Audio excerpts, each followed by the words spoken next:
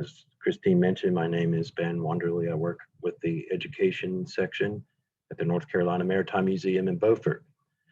And today's presentation, as you can see from the title slide, is Explosion on the Steamer Pulaski. And this happened June 14th, 1838. So that was a while ago.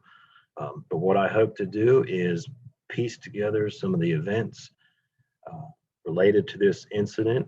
And I have a little bit of information on the steamer itself and steamships, but I really wanted to make sure that I got the whole story in here related to this event. Now you can see on the title slide that it says this was adapted from a presentation by Andrew Wellborn. So I need to give a shout out to Andrew. He was actually an intern here in the education section, and some years ago, maybe 5 or 6 years ago. And as an assignment, I said, I asked him to put together a presentation on a maritime related topic, and he found the steamer Pulaski, which I knew nothing about. And I was really pleased with his work. And I said, this presentation will live on, and we will do it periodically here at the museum. And now we get to do it virtually for everybody at home. Andrew, I hope you're watching. What I did was I took his presentation and kind of have been adding to it, as I find more information related to the steamer Pulaski. So everyone out there, thank you for joining us, and let's go ahead and get started here. So the first slide I have up is not the steamship Pulaski.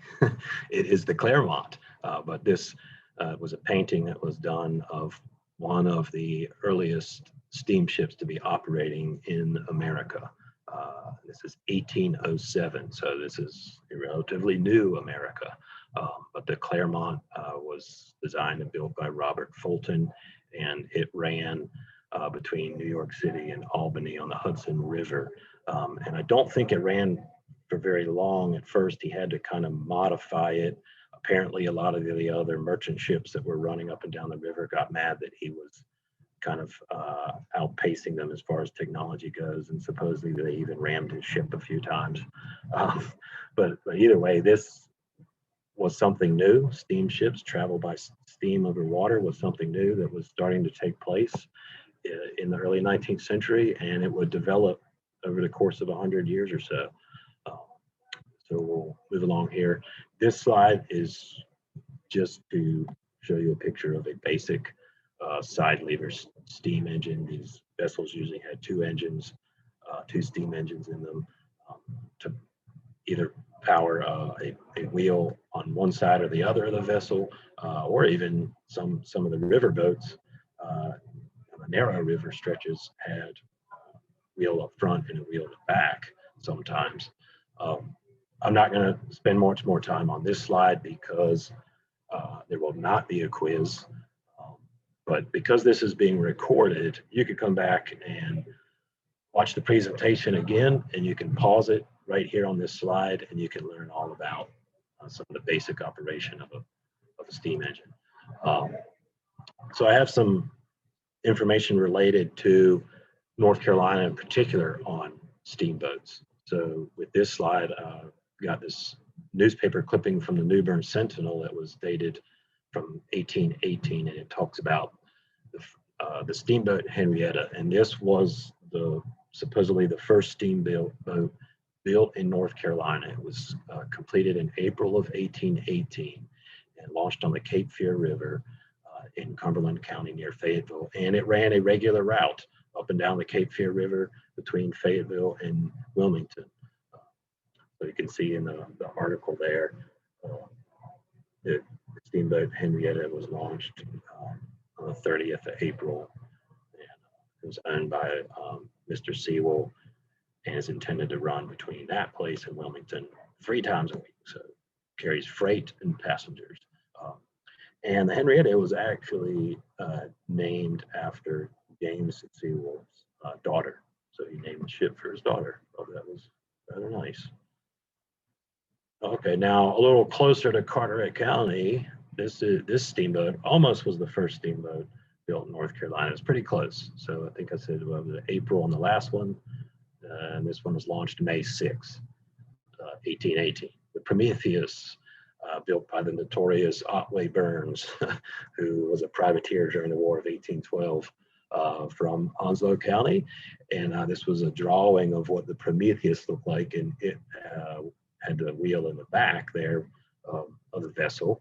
And the drawing here actually depicts it on the Cape Fear River. So even though it was not built in Wilmington or that region, it eventually ended up there and was operating between Wilmington and Smithville.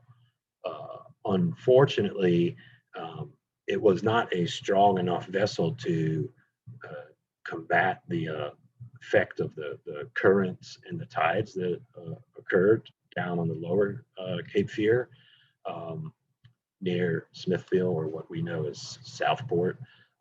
And so it actually didn't operate for very long in that area. I put this newspaper clipping up there because one of the big claim to fame for the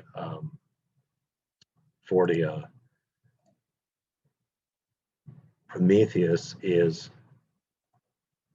that it carried the president at one time. And you read the article, says His Excellency, the President of the United States, the Secretary of War, and Lady Lieutenant Monroe, I think, the private secretary of the president. They arrived in Wilmington, and at some point they got on the Prometheus and went down to Southport. So that was kind of its claim to fame. That was I can't remember who was in office at the time. Thought it said it in the article, but anyway, because this is being recorded, you can always come back and read that in detail. I'm not going to waste my time reading that old article for you. So let's start to talk a little bit about these steamships and some of the problems that kind of failed them in those early times. This is a steamship called the Home. It's depicted in this drawing here. That was from a publication done in 1840 about steamboat disasters. The wreck of the steamship Home happened in October of 1837, so that would have been almost a full year before the incident involving the Pulaski. But so this particular event, the steam packet Home was traveling on the North Carolina coast, which is tricky enough as it is, because you have Cape Hatteras with Diamond Shoals, you have Cape Lookout Shoals, you have Cape Fear and the Frying Pan Shoals, that these shallow waters that you have to get around, whether you're going north or south. But what didn't help matters in this situation was there was a hurricane, of kind of a late season hurricane offshore, and it sent these large swells in that actually damaged the ship, and they extinguished the engine's boilers. And at that point, they're kind of just drifting. You can see that it was designed with sails, but I don't know what the situation was, if the weather was maybe too bad that didn't want to put the sails up. But either way, the Home wrecks near Ocracoke at about 10 o'clock at night. This is well before any life-saving services operating along our coast. Those were the guys that went out and saved shipwreck victims. So everyone was just kind of at the mercy of, Mother Nature, and it was every person for themselves at that point. This happened October 9th, 1837, and unfortunately, many people lost their lives. The ship was it ran aground about 10 o'clock. The ship was pretty much completely destroyed by 11 o'clock. And it was a disaster that was pretty well known about up and down, at least in North Carolina, and even up and down the seaboard, because this was a ship that was traveling from New York to Charleston at the time. So you can see in the little caption of the image, some 95 people unfortunately lost their lives with that incident. So if it wasn't a storm, or these large waves, or the dangerous shoals off of our coast, steamships had other problems. They had these kind of finicky, equipment on board. These boilers that were very temperamental, and you had to really pay attention to them. The fires used to fuel for the fuel to heat up the water in the boiler, and that often resulted in an explosion or a fire on board. This early steam engines, they needed some kind of improvement, but most importantly, they needed some kind of safety precautions. Um, the engines and the components worked pretty hard, and it actually resulted in a lot of the steamboats only lasting a few years in operation before they're kind of just worn out. Um, and I have some particulars on some of the data there. So some information that I found that said for a 9-year period in the country, there was almost 300 steamboats were destroyed in some type of mechanical failure or explosion. And between the years of 1810 and 1850, it was 4,000 people lost their lives in steamboat-related accidents. And I have the newspaper clippings here just to kind of show you that this was happening throughout the country. So on the bottom left, there was a report out of Rhode Island, a steamboat that was burnt. I think it was the steamer Royal Tar. So there's a loss of many lives. And then in the middle there, that article actually covers 3 different steamboat related accidents. And that was out of a newspaper out of Washington, D.C. in 1838. So that was May 5th, 1838, the month before the Pulaski's explosion. And this is a chapter of accidents, and it talks about the steamboat Moselle. Later report estimate the number to be, let's see, there were uncertainty in the number of persons who perished. Could be between 230 or 40. The steamer Utah burst her boiler 2 days ago, several killed. The Orinoco collapsed near Vicksburg, 40 or 50 killed. And then on the far right of this last little clipping here that came out of a paper out of Pennsylvania, the Columbia Democrat, but it mentions the awful catastrophe of a steamboat destroyed and 50 lives lost. And that was referring to the I think it was an incident that actually happened in New York. 50 human beings were perished in the incident, and the boat was called the Washington. That was June 30th, 1838. So that was just after the incident with the Pulaski. So, so a few little particulars on the Pulaski. It was built in Baltimore, Maryland, in the boatyard of John Robb, and it was kind of under the supervision of who would be the captain, Captain Dubois. You can read in a little article that came out of South Carolina there. 203-foot vessel, 25-foot beam, and 2 engines capable of 200 horsepower. The ship was kind of a response to what happened with the steam packet Home. That was an ocean-going vessel, and they wanted this one to be strong. They wanted it to be able to not have any problems.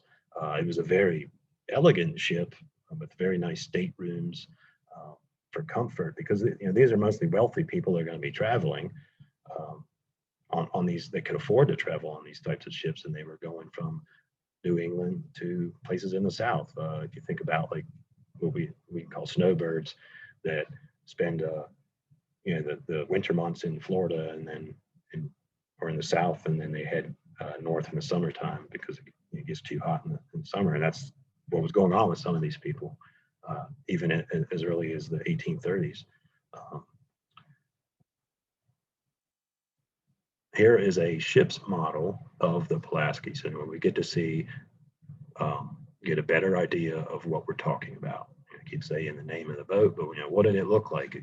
We saw some drawings of steamships, but this is a ship's model of the Pulaski, and this is located at the Ships of the Sea Maritime Museum in Savannah, Georgia. So if you ever happen to be down in Savannah, go check out the Ships of the Sea Maritime Museum, and you will see this model in person. So you can see that the Pulaski was a side wheel steamer. It did have some sails there to aid in some propulsion, but it had I tried to examine this picture because in the story, we're going to learn about the lifeboat situation, the different parts of the ship that are involved in the story, what happens to them. So I tried to really look at this model without being there in person to see it just from what I could see from this picture. I got a close up here on the side, on the starboard side of the vessel. You can see there's little benches there, background, green benches. You can see some of the windows to maybe the lower first level of cabins there. So who's this guy? This is who the ship's named after. This is Casimir Pulaski. And I have a little information about Casimir. He was from Poland and he fought against Russia when they were trying to take over Poland. He was born in 1745 and died in 1779. If you read there, he, I guess at some point was driven to exile, but was recommended by none other than Benjamin Franklin to come fight for America against the British. And he said, "Hey, this guy's pretty good. He's got a lot of military knowledge. We could use his help." And Pulaski becomes a general in the Continental Army. You've probably heard of different Pulaski's places that are named for him, all at least in the eastern part of the country. And he actually is involved in the Battle of Brandywine in Pennsylvania. He saves George Washington at one point. He unfortunately gets wounded during the attempt to retake Savannah from the British, and he later dies from his wounds. But that's probably why they picked his name, Pulaski, for the name of this vessel, considering the vessel was built for the Savannah and Charleston Steam Packet Company. So they were intended to run a regular route. The Pulaski would go from Savannah to Charleston to Baltimore, carrying freight and passengers. And this is just a little painting of what Savannah looked like maybe around that time period. You can see little horses and buggies down there on the dirt roads, the main square in town. And so let's focus on the final voyage of the Pulaski here. And I've got the map on the right that's from about that time period, the 1830s. This would have only been the fourth voyage of the Pulaski. Remember, it was only launched in 1837. The captain is Davis Dubois, and the principal owner of the vessel, Gazaway Lamar, is actually on board for this trip.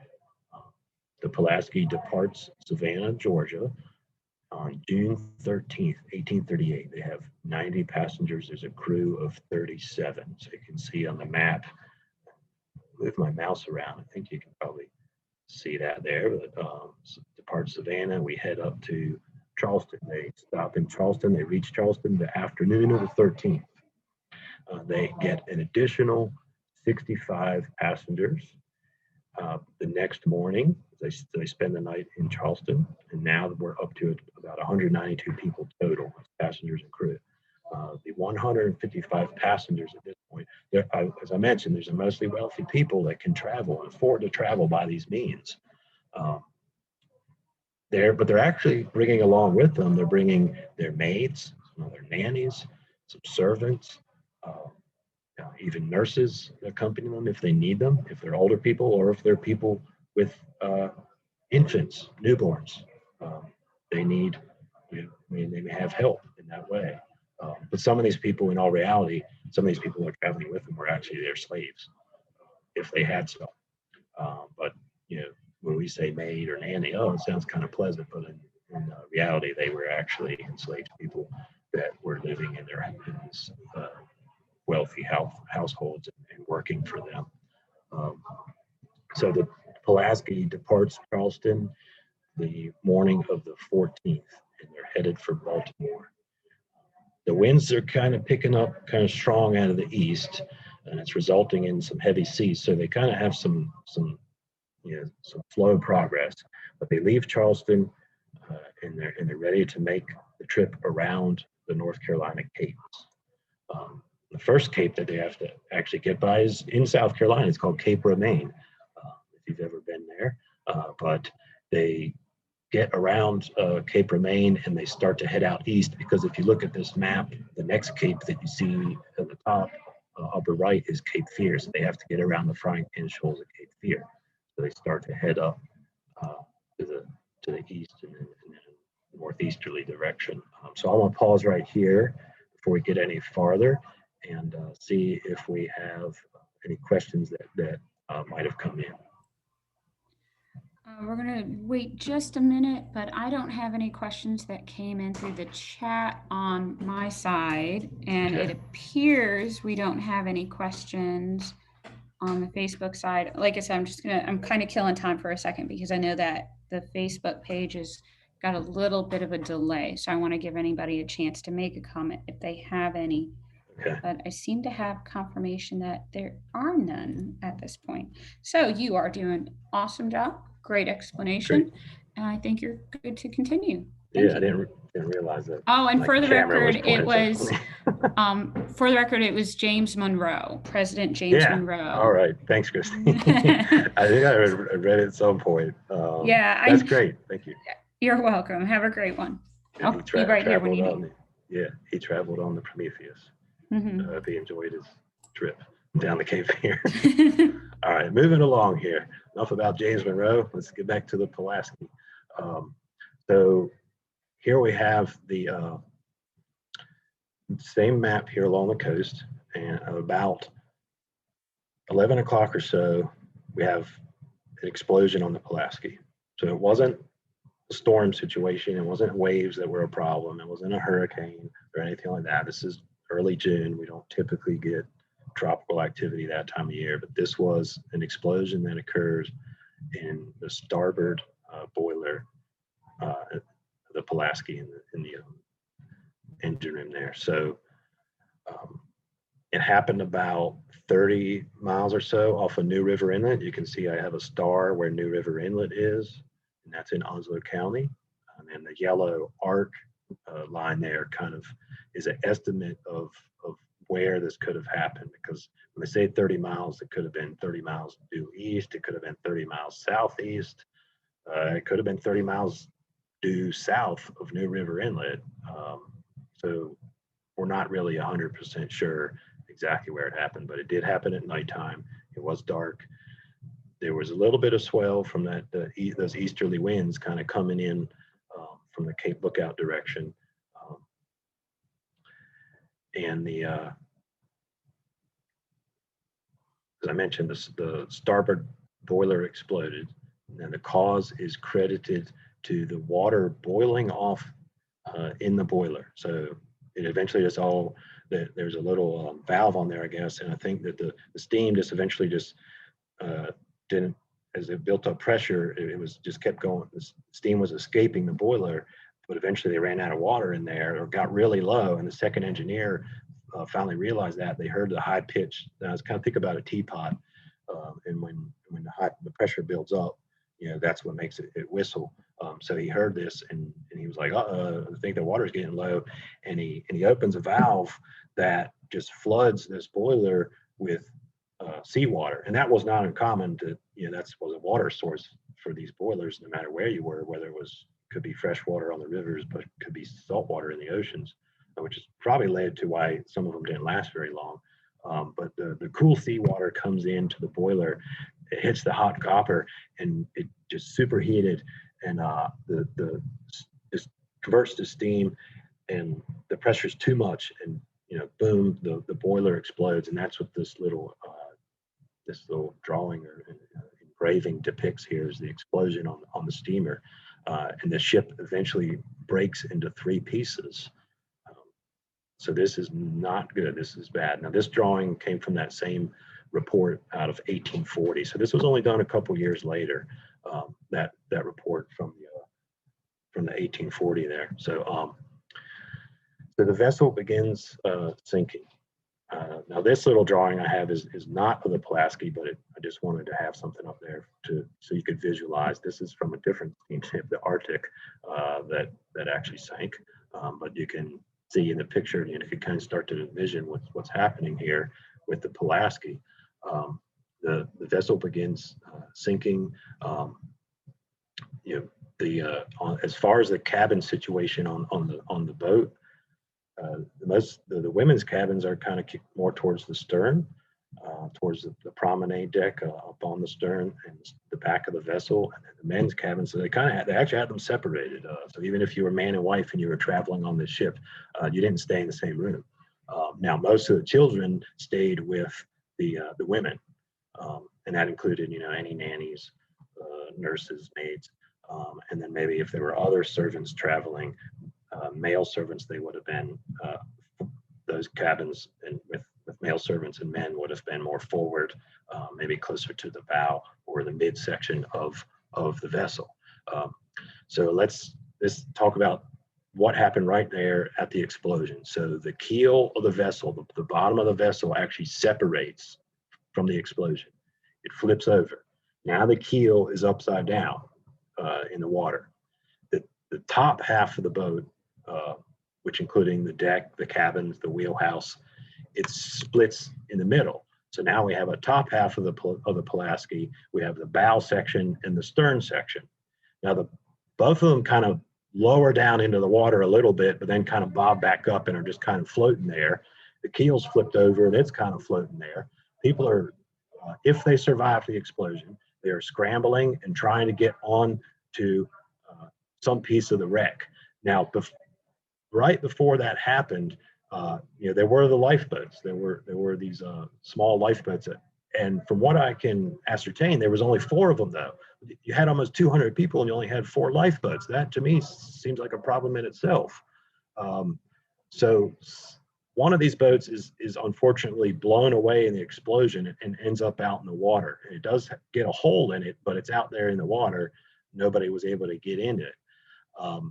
Now, one of the other boats is lowered into the water before the ship breaks up. It's lowered to the water, but it's because it's so dry and it's made out of wood, and the wood is so dry, it's drawn up and shrunk a little bit, and it has a bunch of leaks in it.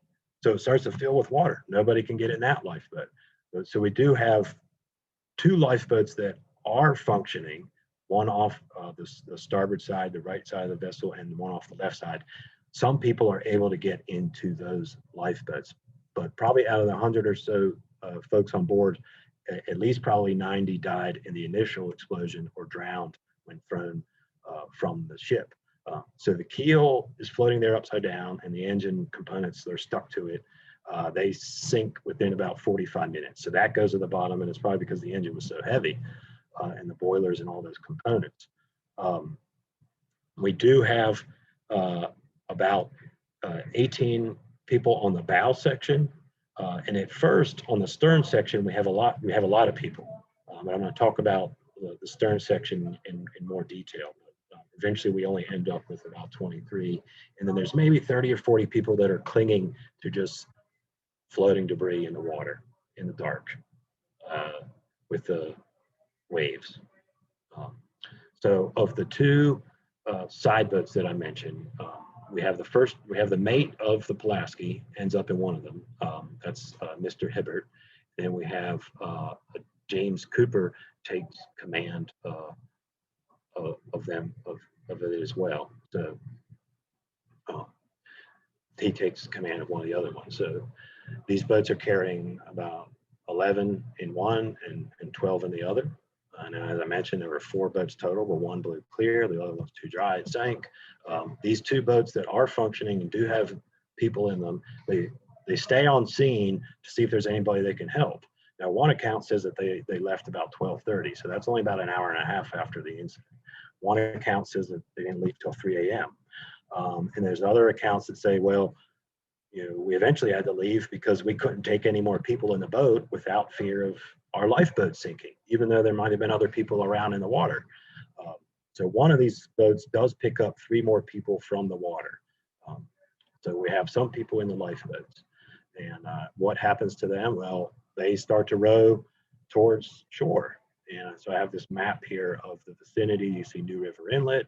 And just to the south of it, you can see Stumpy Inlet, and then down Topsail Inlet. So that's the North Carolina coast, kind of roughly about that time period. Let's think of it there. No, that's 1775, and I wanted to show. I showed this one because let's see what happens here with these boats. So they start rowing after about 13 hours of rowing. Remember, they're about 30 miles off the coast, and they're just in rowboats. About 13 hours later, they're rowing with a stiff southeast wind. So that's the weather situation right now. So the wind's at their back, so that's actually kind of helping them. They see the beach near Stump Inlet. So they've been rowing in the early hours of the morning. The sun's come up.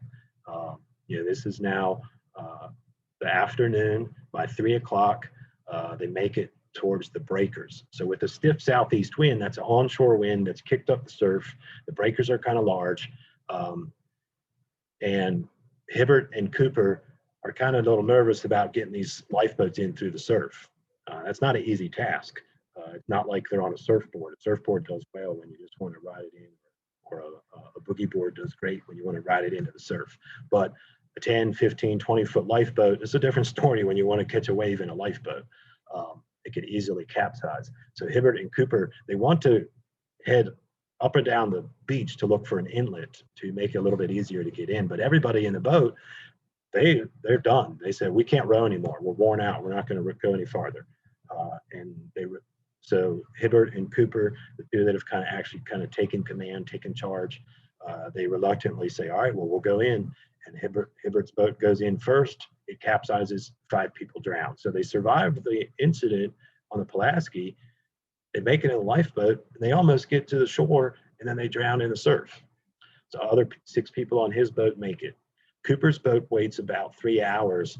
Maybe he's hoping that the surf calms down. It never really does. It's starting to get dark, and he says, we got to go in too, I guess. There's no inlet for us to get in safely to where they can come around the backside of one of these barrier islands. Cooper's boat obviously capsizes as well.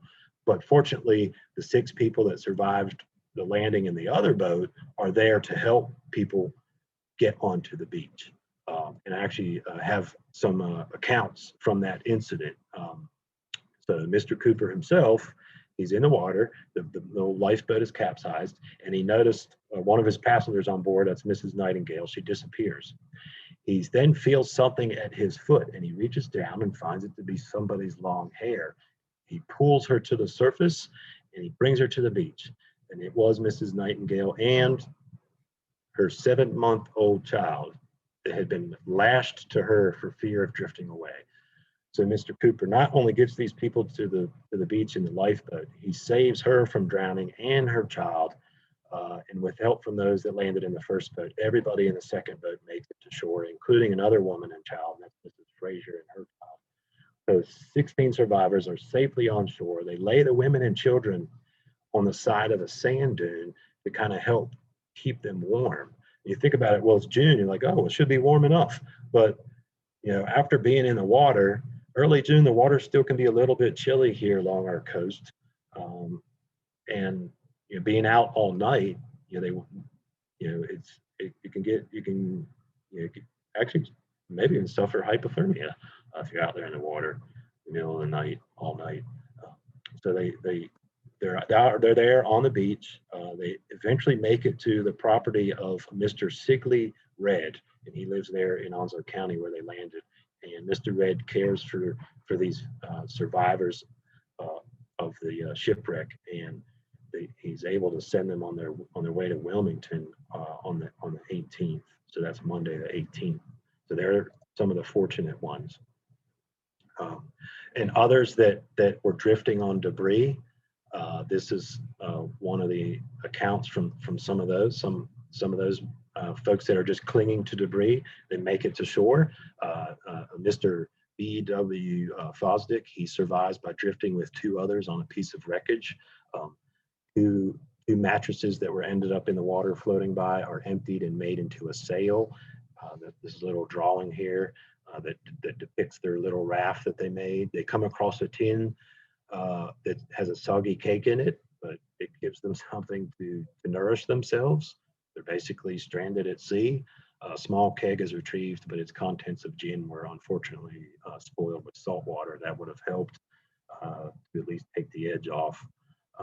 The wind and the seas increase that Friday the 15th. So the explosions on the 14th, the night of Friday the 15th, the wind and the seas increase with the waves washing over the raft. So just because you're on a raft at sea, remember this is a makeshift raft. It doesn't necessarily mean that you're high and dry and you're doing good. Part of the rafts are probably actually just partially floating and somewhat submerged, and the waves that are happening out in the open ocean just wash right over them. So you got to hold on to your raft. At about 6 o'clock on Saturday, the 16th, early in the morning, they spot land. And in the afternoon at 4 p.m., they reach the breakers.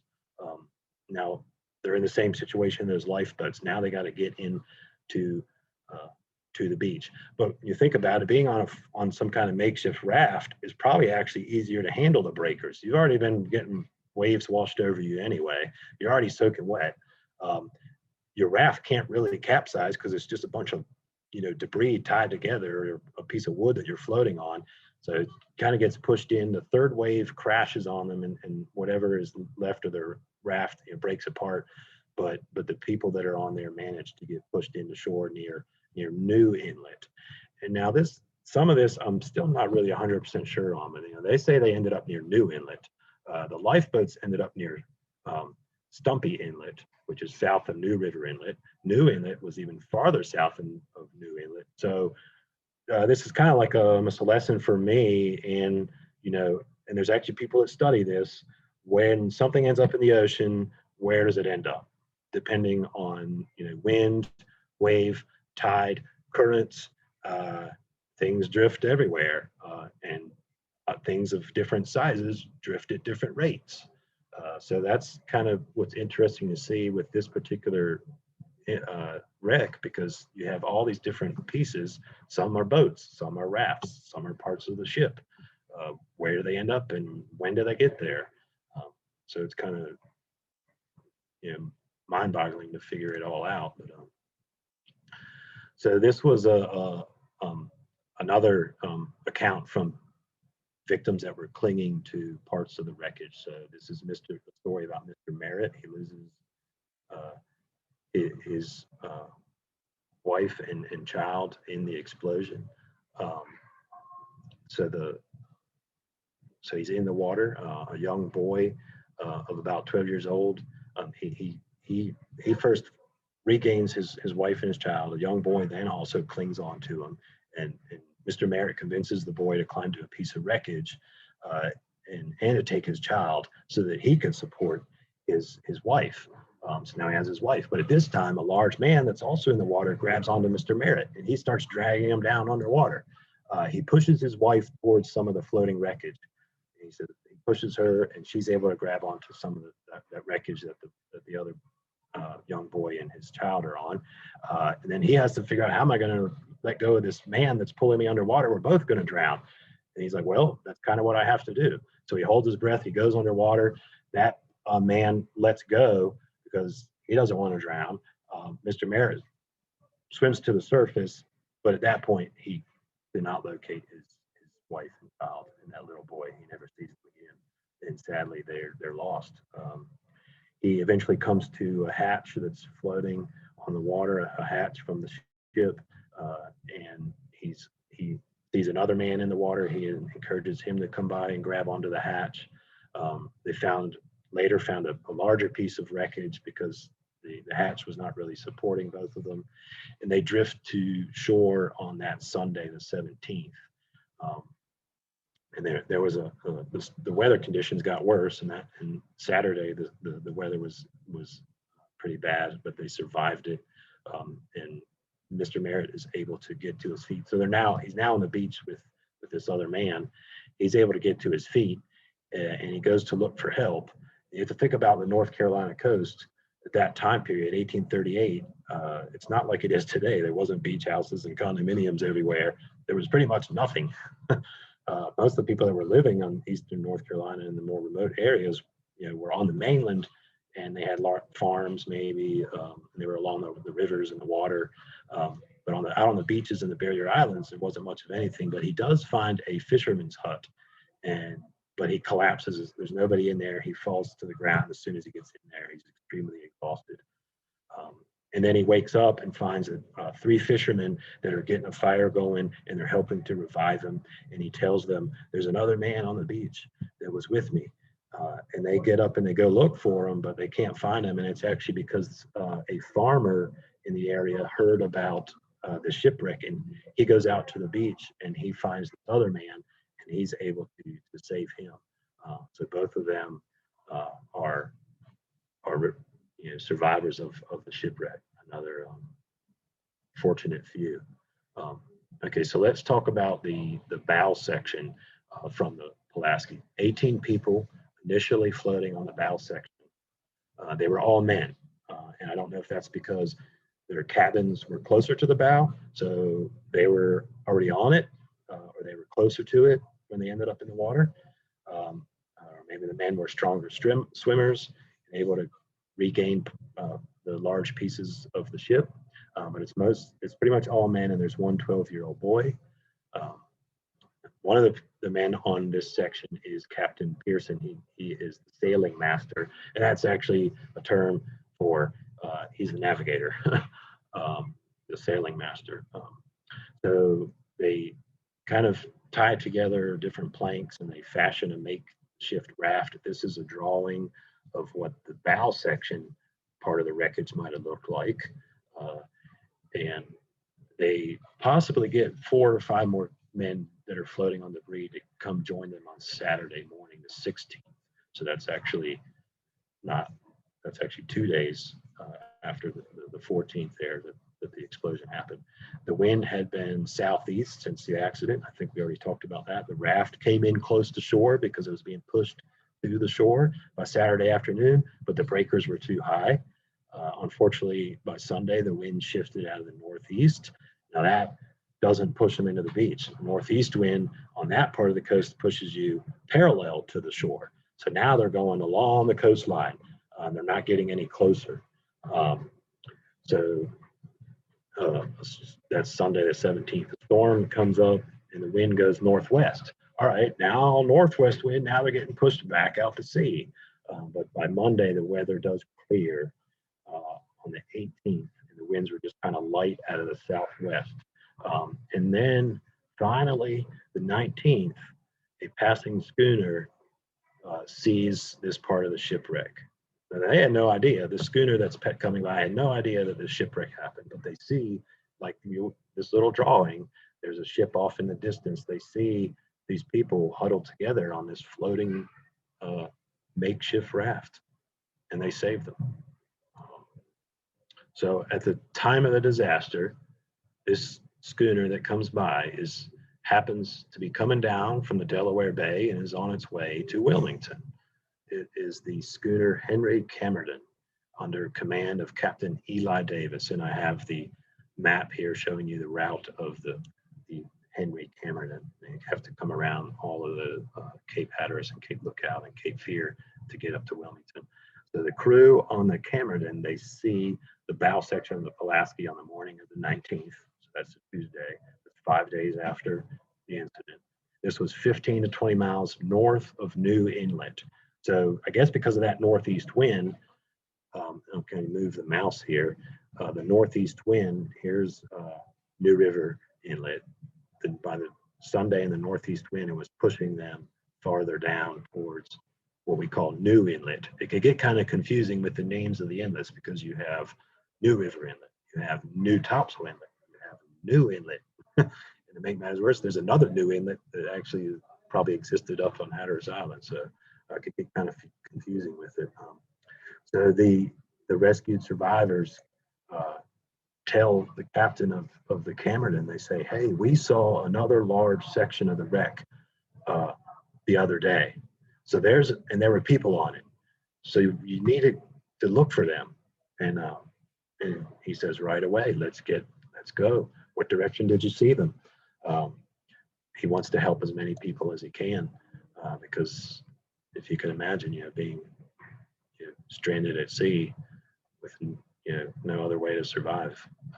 Pretty harrowing event. So this is a event of firsthand accounts from those that were on that bow section. So Major James P. Heath was one of those people on the bow section. He swept into the sea as the boat is sinking, as the Pulaski is sinking. A rope happens to get caught on his leg. He pulls the rope and he pulls himself back to the bow section. So he was on the vessel.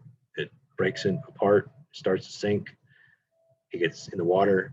He pulls himself up this rope, and now he's on the bow section.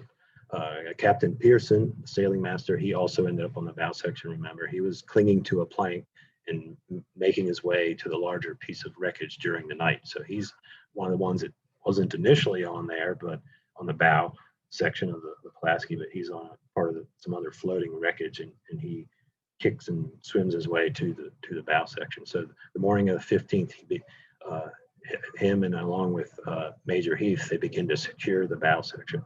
So you think about being out there floating on this piece of the wreckage. The days are hot because it's June. It gets warm here in June, but the nights are very cold and they're wet. And they get chilly at night. Most of them are just wearing the shirts and the pants, or what they were sleeping in. So the same situation. They come in close to shore. The wind switches. They're blown back out to sea. Some of the survivors on board feel they may have to resort to sacrificing themselves for the others. Basically, they're like thinking, "Are we gonna have to eat each other?" And Major Heath says, "That is not going to happen on my watch. I will not let it happen. We are not animals." Because they needed water, they needed something to eat. Finally, Sunday morning, they used their makeshift sail that they had on their wreckage there to try and catch rainwater. But remember that storm, that wind kicking up the seas, and mostly they got salt water because it was so much of the ocean spray was getting mixed in with whatever rain was happening from the storm. At this point on Monday, delirium, dehydration, fatigue, starvation, and then eventually unconsciousness starts to set in. But as Captain Davis of the Henry Camerton pulls in close to them, the schooner that's going to save them, he yells out Tuesday morning, and he yells out using a little trumpet to project his voice. "Be of good cheer, I will save you," says Captain Davis. So can you imagine hearing that after 5 days floating at sea? Okay, so let's talk about the survivors on the promenade deck. So we talked about the bow, we got the promenade deck. So remember the promenade deck was on the stern. So what actually happened was, as the stern of the vessel was floating there, as it started to sink, it went up vertical, and the weight of the promenade deck actually broke off of it and ended up in the water, and then the stern section went to the bottom. So that's why we talk about I'm talking about the promenade deck here. That's just part of what the stern. So the morning after the explosion, there was about 23 survivors, 14 men, 6 women.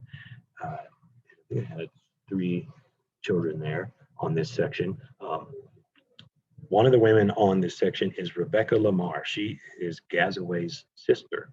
So he actually talked her into coming on board the Pulaski. She really wasn't interested at first. She was like, "I don't want to be on a steamship. I heard about the home up there at Ocracoke. I don't really want anything to do with it." She was a little nervous. But she went. She was reluctant. They were going to head up to Baltimore and maybe farther north, but they were at least going to go to Baltimore for the summer, I guess. So her brother and 2 of his children make it onto that promenade deck. Unfortunately, 4 of his children who were on the ship were lost after the explosion. So Gazaway and 5 men, they leave the promenade section in a deck boat. So that's one of the 4 lifeboats. One of the 4 lifeboats, and it was the one that was actually blown clear of the wreck and had a hole in it. But fortunately, the hole was above the water line on this lifeboat. He says, "All right, me and 5 of the other guys, we're going to try and row to shore on Saturday the 16th for help. And the idea was that, well, we'll send Gaz away because he still has 2 children on the wreckage, and he has every interest in making sure that someone comes out to save the survivors, because 2 of them are his children, and one of them's his sister. He already lost his wife and 4 of his other children in the explosion. But they said, well, Gazaway can go, and we know that he'll make sure that someone comes to save us. So they leave the part of the wreckage in the deck boat the 16th. They land at New River Inlet on that same day, but there's also an account that says they didn't get there till Wednesday. But they find they make it to a local captain of New River Inlet, Captain Hatchell, is apparently who they meet, and they say, we have lots of money, we will pay you thousands of dollars to go out there right now. And Captain Hatchell, he would have gone out regardless of that they offered money or not. If there was lives at stake, he would have said, I'll be out there in a heartbeat. But unfortunately, the weather situation had deteriorated. He said, it's not safe for me to go out there. You can pay me all the money that you want, but if I go out, then there's more people that could be in trouble, kind of situation. So he was not going to face that storm that was happening. So apparently it was a pretty rough weather situation. So the Gazaway and the 5 other men that were on that promenade section are taken care of actually by some local people in Onslow County. And that's Mr. John Wilkins and Mrs. Powers and her servant. And when I say her servant, again, that's probably her slave that helped take care of these survivors. So the violent weather unfortunately caused others to be lost from the promenade section. Eventually, it was, again, exhaustion, exposure, dehydration, or maybe they had injuries from the initial explosion that they finally succumbed to while they're out there floating on this wreckage.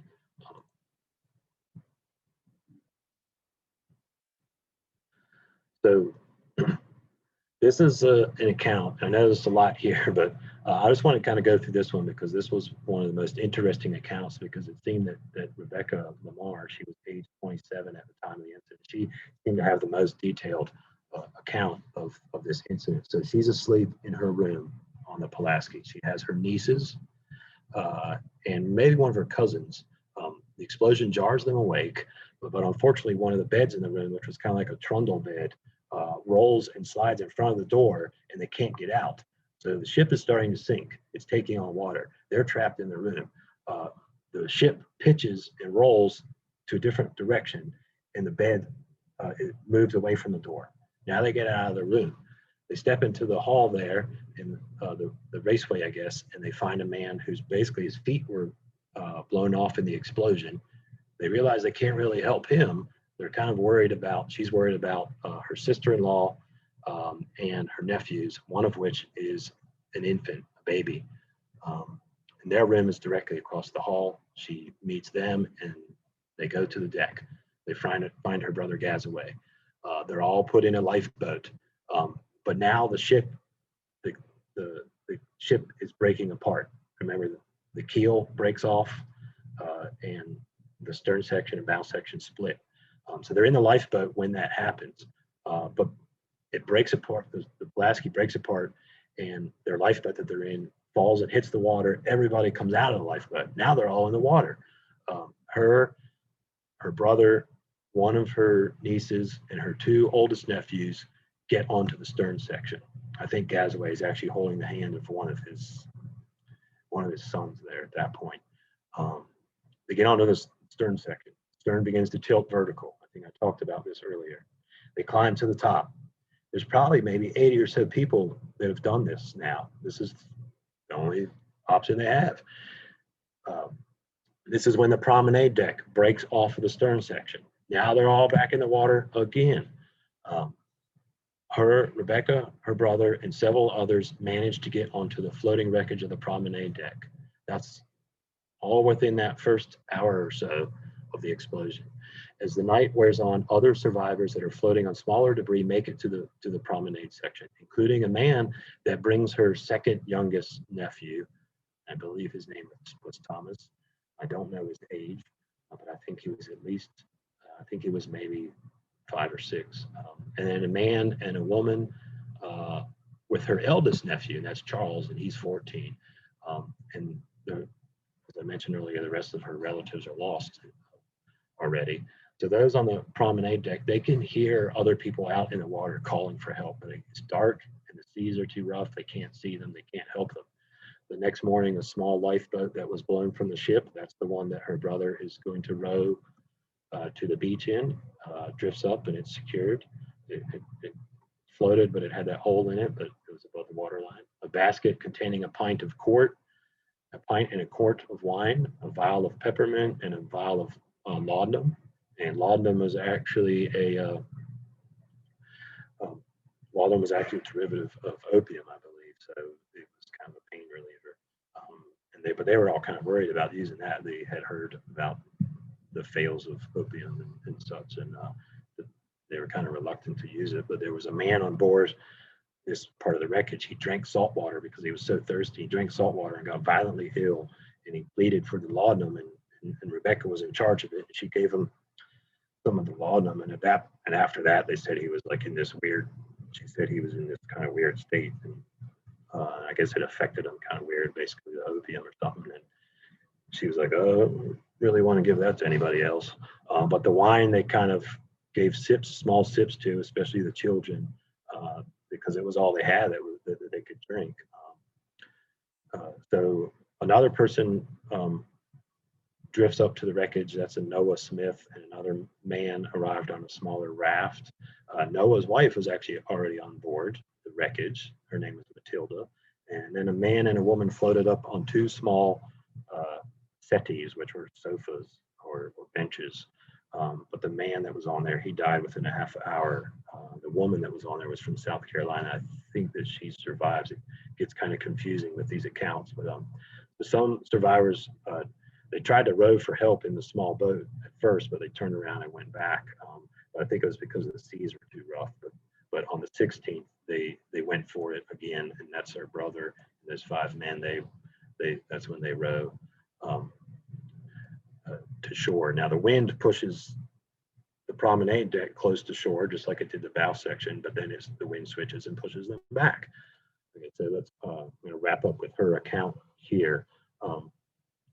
So again, people on there begin to succumb to exposure, delirium. You think I mentioned how this raft is really just kind of floating at the surface. It's only about a foot or so below the surface, so they're not really dry on this raft. They're in the water all the time. There's a man that was reunited with his 3-year-old daughter, and sadly, he's kind of getting delirious at this point. He jumps up because he thinks he sees a ship in the distance. He runs to the edge of the raft. He slips. He falls, and I don't know if his daughter ends up in the water and drowns, or if she hits her head or something. But she becomes unconscious and she dies. There's 2 men that are getting to the point where they're so delirious they're starting to engage in this conversation with each other about something not related to what's happening in the moment. They get up, they walk to the edge of the raft, they fall in the water. Once they fall in the water, they realize what they've done. They get back on the raft. They sit back down. They start talking again. They get up, they walk to the edge of the raft, they fall in the water. Once they fall in the water, they kind of regain their senses. They get back on the raft. They go and they sit down. They get up, they walk off the raft again. After doing this several times, they're so worn out that they succumb to fatigue, and they're unable to swim and regain the raft, and they drown. And this is happening right in front of everybody that's right there, but they're too weak to do anything anyway at this point. So Rebecca's sitting there. This starts to happen with her eldest nephew as well, Charles, I think, 14-year-old. He starts to hallucinate. He says, look, hey, Rebecca, there's my dog. There's my dog. My dog's swimming in the water out there. I'm going to go out there. And she has her other nephew in her arms. She can't keep the other one from falling off the raft. She employs the help of another man and says, "Can you help me? Can you hold him? He's going to fall in the water." So this man is able to keep Charles in place and keep him from ending up in the water like those other men. And sadly, the young nephew that she's holding basically dies in her arms. He was probably from dehydration and exposure. So she at that point, eventually after that, she goes in and out of consciousness. She's in delirium. She's believing that she's in Charleston. The fourth night, she's out completely. And I have another account here of Noah Smith. What happened to him? He sees what he thinks is a passing ship. He tries to swim for it. He drowns. It was just a sad state of affairs. Remember Noah Smith's wife Matilda was on the vessel, on the wreckage still. She had already lost her infant son in the explosion. Now she loses her husband. But finally, by that fifth day, Rebecca's ship shook in a wake, and someone points to her. There's a schooner coming. There's a schooner coming, and that's the Henry Camerton. So the peak number of people that was on this promenade deck was about 23. If I went through all of the articles and accounts properly, so 5 of them make it to shore into that boat, the lifeboat that had a hole in it, but only 7 are rescued by the Henry Camerton. So after Captain Eli Davis from the Camerton picks up the 26 from the bow section, he then finds the promenade deck and saves those 7 people. So on this map, I show you the original wreck site there off of New River Inlet. But then this report is that the survivors from the bow and promenade deck are picked up off a new inlet where the Star is there, so the approximate rescue location. So if you can imagine drifting out at sea for that as many days and seeing all this happen. Now, this is kind of one of the famous love stories of the Pulaski. I'm not going to read all this because I think you guys are probably getting hungry for lunch. But there was a story about 2 victims. There was a Mr. Ridge, and he was traveling on the Pulaski by himself. The explosion happens. He goes to get in a lifeboat, but then he sees a woman. Her name is Miss Onslow, reportedly, and he offers his seat to her. He's going to go to her to offer the seat, but as he goes to her, the ship breaks up, and they end up in the water. He ties together these 2 benches, and then he sees Miss Onslow again in the water, and he swims and retrieves her, and they get on the bench together. And she says, "It will not support both of us. You have to let me go to save yourself." And he says, "No, we live or die together." And one of those lifeboats that stayed around at the wreck site for a few hours comes across the couple, and Mr. Ridge says, "Take Miss Onslow if you have room." There was room for one more person. And she says, "I'm not going. You saved my life. I'm staying with you." And the lifeboat heads to shore. So they drift at sea. And as they're at sea, they vow that they will never leave each other ever again. And they reportedly end up washing up onto the beach and are saved. They say that they will get married if they survive the incident. She lost her husband in the explosion. But Mr. Ridge is worried that she won't want to marry him because he says, "I lost all my money in that shipwreck. I was traveling with everything I had, $25,000 worth of either banknotes or gold and silver coins." He said, "You can leave me if you want." She said, "No." He said, "Let's get married," and they do. And then he finds out that she is the heiress to a wealthy estate worth $200,000. So I don't know how much of this story was really true, but it was just written in that account from 1840 about the wreck. So it's only a couple years later. So I tried to research more of this story, but I couldn't find much about a Mr. Ridge and a Miss Onslow. But doesn't mean it didn't happen just because I couldn't find it. Okay, one more question break here, and then I got a few more slides to wrap up. So let's see if we. Okay, we do have a question Okay. on Facebook that came from Mary. Mm-hmm. Is there anything you can do about getting a historical marker for the Pulaski? Good question. I don't know what kind of weight I have, and I was looking at least through our department's highway historical marker. Those are the silver markers with the black font that you see when you drive around the state, and they have notable things that happened in our history along the highway. They don't even have one about the Pulaski, which you think they could put one somewhere in Onslow County, maybe on Topsail Island or something. But they don't even have one of those plaques or memorials. I think something would be warranted. I don't think that I would have the authority to really pull that off, but I will say that there is a memorial to some of the victims, and I have a slide that I will show you that memorial a little bit later near the end of the presentation. But it's not in North Carolina. It's actually in South Carolina. But that's a good question. It's a good point. I think it warrants one. It's a pretty tragic event, and some people equate it to, this is North Carolina's Titanic story. Obviously nowhere near as many people perished, but it was a pretty big event and a pretty big ordeal, especially at the time. It was in all of the newspapers, the accounts, to have people that survived it and talk about what happened. It's a pretty important event in our maritime history, I feel like. Mm-hmm. You have a couple comments here. Okay. A comment from Sandra said, "No questions, just enjoying watching." Okay, good. Linda you, said Sandra. she's enjoying this. Thank you. Great. And then we also have a rather long question, so I'll read it to you. All right. Considering the loss, so this comes from Philip. Considering the loss of life that happened immediately and later after the explosion, what, if any, impact did this incident have perhaps on safety measures on other steamships? It also sounds like some human error also contributed to the explosion.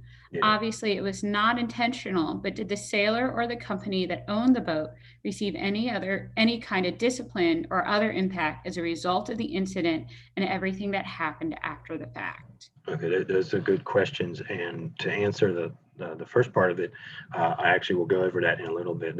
It did, this particular incident did prompt some changes in steamboat safety, and I'll go over that. Even though this was particular human error related to the starboard boiler, I think the person that made the fault died in the explosion. So the owners of the ship, Gazaway Lamar being one of them, and the captain of the ship, they were never held at fault for it. The captain didn't survive. This was steamboat travel at that time. It was almost like, it wasn't that it was expected that something was going to happen, but it was more unexpected. And so then everyone's like, well, what do we do? What do we do about this? How do we do? What's the problem? Who's to blame, and what's going on? But it unfortunately it takes some time, and that was kind of how, unfortunately, that's how a lot of things happen. A lot of changes happen, especially with regulations. Is unfortunately it takes a lot of time. One of those I can think of is like the life-saving service. Unfortunately, it took a lot of time for the federal government to step in and say, you know what, we need a life-saving service. Too many people are dying along our coast from shipwrecks. We need someone to get out there and help them. I think that was probably a period of 30, 40 years that they finally got a life-saving service established. And we'll see that here, I'll mention in the next few slides. So that was a good question, Philip. And as you said, as far as you know, nobody was kind of held accountable for this specific accident. No, I think Gazaway, who was owner of the vessel, he was so distraught from that point on that this happened, that he lost his wife. Himself. Yeah, they never really come out and really say, but I think he really went into a severe depression and had a lot of anxiety problems and things, and Mhm. just guilt Yeah. for his children. So, Yeah. Well, thank you for addressing those questions. yeah, we'll move along here. We'll wrap this up. This is a long presentation, but I couldn't help myself. Such an interesting and harrowing story. So, and it says 16 survivors made it to shore in the lifeboats. Uh, um, 6 more in that other boat from the promenade section. 33 rescued by the Henry Camerton, 9 o'clock in the morning on the 19th, taken to Wilmington. And they were very well cared for when they got to Wilmington. Everything was done that they possibly could do to comfort these people and help them with their wounds. 30 to 40 survivors clinging to debris from the wreckage. About 8 of them make it to shore. So I think that was those folks that I've listed: Mr. Baker, 2 women, a fireman, and the fireman was someone that was actually a crew member, not like a fireman like we think of today. Fireman, that was a position that was listed as someone that was probably feeding the fuel source for heating the boilers, which was coal, burning coal at that point. Lieutenant Thornton and another man, and then possibly of those 8 people was Mr. Ridge and Miss Honslow. The Wednesday the 20th, the steamboat North Carolina departed Wilmington to go look for survivors. When they got on scene, there was already smaller pilot boats out of New River that were already scouring the area, but none of them had any luck. Anyone that was in the water at that point was already gone. An accurate count of the survivors and the victims is unfortunately difficult to ascertain. There was, records were contradicting. There was a lot of confusion due to various groups of survivors that were being found here and there along the beaches, rescued at different locations. There were inconsistent records on the actual number of passengers. I mean, you can see in this article, it says, the Pulaski left Charleston with about 150 passengers. So it was hard for me to get specific numbers, but I think that there was probably about 64 people survived and 128 people died. So here's one of the results of this. In the following month, July 7th, laws are passed this is from the laws there, quotation, to provide better security of the lives of passengers on board vessels propelled in whole or in part by steam. Operators had to be licensed for these steam vessels. They required a biannual inspection. Certified engineer was required to be on board, and a hose and a pump supplied in case of a fire. Remember, it wasn't necessarily an explosion of the boiler. It could have been a fire from the fuel source that was used to heat the water in the boiler. Then a little while later, unfortunately, more than 10 years or so, the Steamboat Act of May 30, 1852 requires hydrostatic testing of the boilers and the boiler steam safety valves. And then a federal maritime safety inspection service starts to take shape. And finally, in 1871, the Steamboat Inspection Service is officially created that year. So it took that long to really kind of say, we need to regulate this some way or not. Sometimes federal regulation is not a bad thing. It's sometimes because they want us to try to be safe, and they try to do the best they can. They tried to do the best they could with this. So that's a official badge from a steam inspector. So he would have shown up at the dock and he would have said, okay, time to look at the boat. Today the Coast Guard inspects a lot of vessels. So at the steamships, they had a steam boat inspection service. Now the last slide here, a couple slides. So this is actually current events, somewhat current events. That wreck happened in 1838. In 2018, Blue Water Ventures out of Cove Springs, Florida, announces that they have discovered the wreck of the Pulaski, 40 miles off the coast. So there's a 10-mile discrepancy there. They said the original report say the explosion happened 30 miles. They say they found the wreck 40 miles. Yeah, 40 miles is at least where it landed.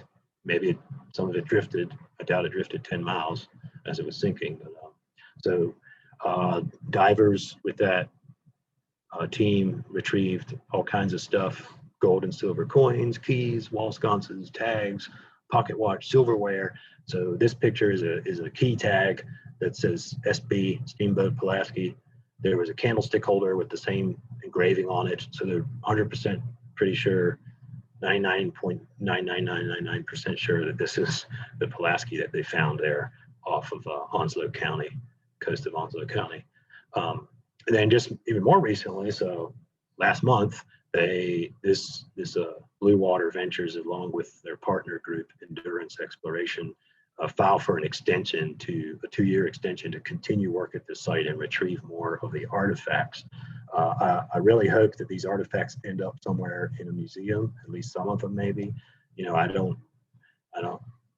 not a part of an exploration group, and I really don't plan to be. Some people refer to them as treasure hunters. Because the fact is, this stuff is worth money. Many of the passengers on the Pulaski were wealthy. None of the baggage was salvaged. It's estimated $150,000 of banknotes and coins, as well as $10,000 worth of watches and jewelry, went down with the vessel. That's estimated value of $3.8 million. But I think most of it deserves to be in a museum, whether in Savannah, maybe in Charleston, maybe here in North Carolina, maybe Baltimore. That was the route of the Pulaski. This is a memorial to some of those victims. This is on Edisto Island, South Carolina. It's at the Presbyterian Church. Some of the members of that church perished in the accident. This is the only one that I can find, only memorial that I can find. There may be others out there that I just don't know about. I have to do more research on that and see what I can find. But you can read what's on the marker there, and I guess somewhere, I think below this text engraving section here, there's a list of some of the victims, but only 8 of them, I think, that went to this particular church on Edisto Island, South Carolina. So these were probably passengers that boarded when the ship got to Charleston, not from Savannah, but both of those cities were kind of reeling from this event and what happened. And I put this slide on here because we have to remember that it's not just a wreck site with treasures on it. People died and people lost their lives. This was a very terrible event. This was a very tragic event. The loss of the steamboat Pulaski and the people that were on board. I can't imagine it. So that's all that I have for this presentation. You can see some of the references that I used here. We'll check with questions real quick, but before, if anyone leaves right now, I just want to say thank you for sticking in here with me. So, any final questions? I've not had any come up. I'm checking the website. Well, I'm waiting for Cindy to message me now, and she'll let me know about Facebook. For those that are still listening in, though, while we wait to see if there's any other questions, I do want to point out that our next virtual lecture in the Maritime Heritage Lecture Series is coming up on May 5th. It will be by Michelle Crepeau, called It's Electrifying, reviewing some conservation basics. As I said, there's only 3 left in the series for this season, and then it'll start up again in September. The next one will be on May 13th. That'll be by myself, Christine Bryn. I'll be doing Golden Pirates of the Silver Screen. And then the final one for the season will be on May 28th by David Bennett, our maritime historian, on Northern Capital and the expansion of commercial fishing in North Carolina. It appears we do not have any further questions on Facebook or in our chat feature here on Zoom. So everybody's gone to eat lunch. I kept them too long. It was a great presentation. So thank you. Thanks everyone for joining in. Thank you. I'll go ahead and end it. Okay, goodbye. Bye.